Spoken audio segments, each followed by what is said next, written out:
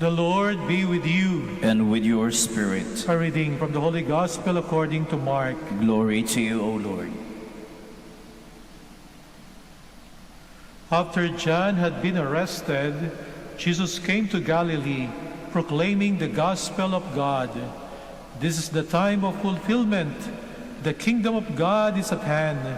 Repent and believe in the gospel. As he passed by the Sea of Galilee, he saw Simon and his brother Andrew casting their nets into the sea. They were fishermen. Jesus said to them, "Come after me, and I will make you fishers of men." Then they abandoned their nets and followed him. He walked along a little farther and saw James, the son of Zebedee, and his brother John. They too were in a boat, mending their nets. Then he called them. So they left their father Zebedee in the boat, along with the hired men, and followed him.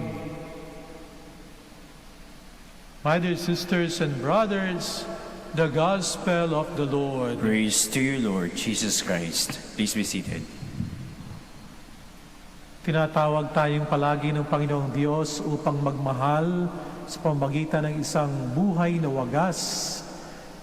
Isa po sa mga paborito kong kwento sa Biblia, sa Lumang Tipan, ay ang kwento tungkol kay Jonah. At hindi ko po makalimutan ang kwento tungkol kay Jonah at doon sa balyena na lumunok sa kanya, sapagkat no ako'y bata pa, meron po kaming napakahusay na katikista, si Ma'am Natividad de la Cruz.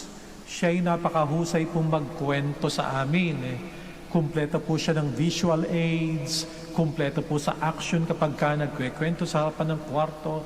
Talagang very passionate. Kaya natatandaan ko yung kwento ni Jonah. Alam natin na si Jonah ay tinawag ng Panginoong Diyos. Tinawag siya ng Panginoong Diyos para mangaral dun sa Nineveh, sa gawing Assyria. Pero si Jonah mukhang mayroong konting pangamba sa umpisa.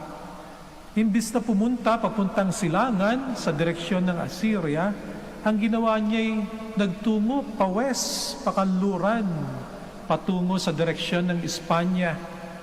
At siya'y sumakay ng bangka. At nung nasa dagat na sila, parang misteryoso naman nagkaroon ng malakas na bagyo. At yung kanya mga kasamahan sa bangka, siyang sinisisi kung bakit may bagyo. Kaya ang ginawa ng kanya mga kasamahan, siya itinapon sa dagat. Pero alam natin na nabuhay siya sapagkat nilunok siya ng balyena. At ilang araw siya doon sa tiyan ng balyena.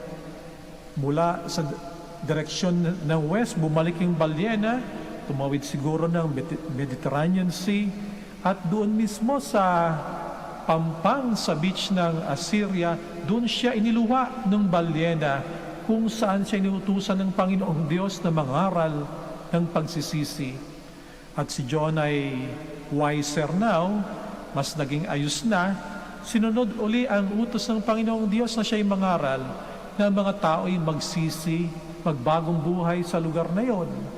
At yung mga tao naman ay na-convert, sila ay nagbagong buhay. Ito ang sinasabi sa ating unang pagbasa. At dahil sila ay nagbagong buhay, ang Panginoong Diyos, yung parusa sanang ibibigay sa kanila ay hindi na itinuloy, hindi sila naparusahan. Sa ating ebanghelyo, meron din mga taong tinawag, 2 pairs ng fishermen.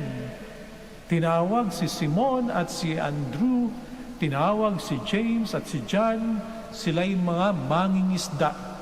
Nung tawagin sila ng ating Panginoong Jesucristo, abay kitang-kita po natin na sumunod kaagad sila. Iniwanan ng kanilang lambat, iniwanan ng kanilang bangka, iniwanan ng kanilang kabuhayan, iniwanan ng kanilang mga kamag-anak, iniwanan ng isang siguradong trabaho para sumunod kay Jesus na hindi naman la sigurado kung anong kala magiging hanap buhay. Hindi la sigurado kung anong kala magiging kinabukasan sa ating Panginoong Jesucristo. Pero ito'y tawag ng ating Panginoong Jesucristo, sila ay sumunod. Kapag ka tayo tinatawag ng ating Panginoong Jesucristo, tinatawag po tayo sa pag-ibig. Pero yung pag-ibig na yan, dahil kung ito'y wagas, maaring dumaan sa krus. Ang pagtawag niya ay patungo sa kanyang pupuntahan. At ang pupuntahan ng ating Panginoong Jesucristo ay patungo sa Kalbaryo. Kaya nga naman yung mga taong nagmamahal, kapag talagang nagmamahal, labis na umiibig, abay nanduroon po ang pagsasakripisyo, maaring humantong pa sa paghahandog ng buhay, katulad ng sa ating Panginoong Jesucristo. Ang panawagan ng ating Panginoong Jesucristo ay isang sapalaran, isang adventure, katulad ng kay Jonah. Hindi niya alam kung ano mangyayari sa buhay niya. Sa mga mangingisda, isang adventure din, pakikipagsapalaran. Hindi nila alam kung meron pang future na naghihintay sa kanila. Pero isang bagay lang marahil nasa puso nila. Tinatawag tayo ng ating Panginoon para mahalin ang ating kapwa. Hindi na isda ang inyong huhulihin, mga tao na ang sabi ng ating Panginoong Jesucristo. At yung kanilang pagtugon ay hindi lamang po minsanan. Katulad po yan kapag ako'y nagkakasal, sinasabi ko doon sa aking kinakasal, yung I do, hindi lang ngayong araw na ito. Sinasabi niya sa isa't isa na, I love you, I do. Pero ang I do, ang pagtugon ng opo, ay araw-araw ninyong dapat bibigkasin. Ganon din sa pagsunod sa ating Panginoong Jesucristo.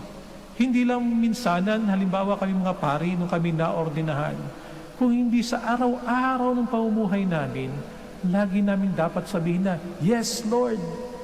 Ganon din sa mga mag-asawa. Kung kayo nagmamahalan, dapat araw-araw nyo din sinasabing, Yes, Lord. Sapagkat yung pagsasabi ng yes araw-araw, ang nagiging bunga po nito ay ang inyong katapatan. Kaya siguro yung iba'y nagkakalabuan, yung iba'y nanlalamig, sapagkat iniwanan nila yung kailang I do nung araw na sila'y kasalin. At sa mga sumunod na araw, maaring unti-unti nang humihina ang kailang pagsasabi na mahal kita. Sa ating Panginoong Yesus, tayo rin po ang araw-araw na tinatawagan niya na sumunod sa Kanya. At hindi lamang iyon, kung tayo man ay susunod sa Kanya, papansin po natin na hindi lang naman individual ang ating pagsagot ng yes, ang pagtawag sa atin, pero ang pagtugon ay sama-sama. Sila'y isang bayan, isang grupo ng mga alagad na sumusunod sa ating Panginoon. Mas madali ang pagsunod kung ating matatanto, ating marirealize na hindi po tayo nag-iisa. Meron tayong mga kaibigan, meron tayong mga kasama, at higit sa lahat, nandoon lagi ang ating Panginoong Jesucristo. Iniwanan nila ang isang buhay na secured, at ang ating Panginoong Jesucristo, maaring sabihin natin na walang security, pero ang panawagan niya ay isang panawagan ng pakikipagsapalaran. 500 years ago, nung dumating dito ang mga misyonero, ang daming nagmisyon sa ating bansa. No? Sapagkat nanduroon sa kanila, buhay na buhay sa kanila, yung tinatawag na sense of adventure. Sabi ng aming dating Master of the Order ng mga Dominican, si Father Timothy Radcliffe, siguro kaya ka konti na nagpaparit, nagmamadre, sapagkat hindi na nakikita ng kabataan na ang panawagan ng Panginoong Diyos ay isang pakikipagsapalaran, isang pag-aalay ng buhay, na kung saan nanduroon ang adventure, nanduroon yung galak, nanduroon ang buong pagtitiwala. Hindi mo alam kung ano mangyayari sa iyo, pero isang buhay na nakaka-excite, isang buhay na punong-puno, no, ng pangarap. Siguro ganun din naman sa buhay natin, upang sa ganoon maging mas masigla ang buhay natin. Araw-araw hanapin natin siguro yung surprises.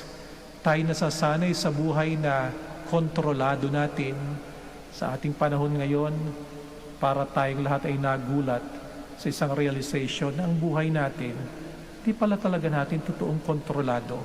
Pero hindi tayo dapat matakot sapagkat maaaring di natin kontrolado, pero isang merong kontrol, ang ating Panginoon. Tinatawagan tayo araw-araw ng ating Panginoon, hinahamon niya tayo. Ilagay natin ang ating buhay sa kanyang mga kamay. Maaring tayo matakot. Hilingin natin ang tapang ni Jonah. Hilingin natin ang tapang ng mga alagad. Ang grasya na katulad nila. Nang tawagin sila ng ating Panginoong Yesus, hindi na po nag-atubili. Sapagkat ikaw yan, Lord. Ikaw ang tumatawag. Maaring mahirap, pero ako'y susunod. Panalangin po natin na sana'y marami pa mga kabataan ang tumugon sa panawagan ng ating Panginoon. Ang panawagan ng ating Panginoon ay panawagan upang tayo magmahal ng kapwa, upang magmahal tayo ng ating Panginoong Diyos. Ang kanyang panawagan ay panawagan patungo po sa isang buhay na ganap.